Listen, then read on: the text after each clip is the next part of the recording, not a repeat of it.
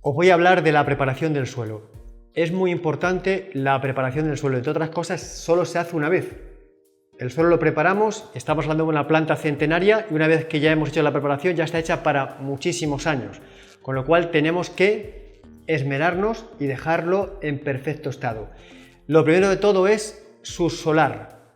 Hay que romper el suelo porque es una planta de raíz pivotante, una planta que coloniza, y si le ayudamos a la planta con una buena preparación del suelo, nos va a dar muchas alegrías a futuro. Entre otras cosas, estas raíces que se meten hacia el interior van a buscar el agua cuando la necesiten, y si hemos ayudado con este acto, vamos a tener una gran ventaja para tener una plantación solvente, sobre todo más en secano que en regadío, aunque en ambos casos es importante.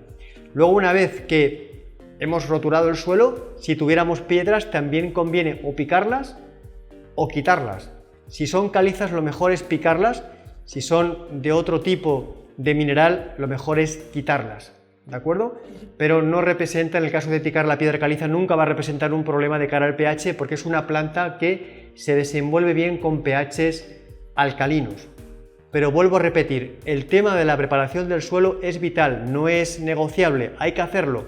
Os invito a que paséis al blog, os invito a que paséis a nuestra página web, a iberopistacho.com, que tenemos un contenido tanto público como privado, que si aún no estáis registrados, os podéis registrar y os mandará el sistema las claves para poder acceder a la parte privada, que tenemos una información ya de años de experiencia. Os invito a que paséis a nuestro canal de YouTube, que tenemos en torno a unos 500 vídeos, que la verdad es que son fruto de todo el movimiento que estamos teniendo en los últimos años, y siempre con agradecimiento a todos nuestros clientes y usuarios que nos han facilitado que esto pueda ser.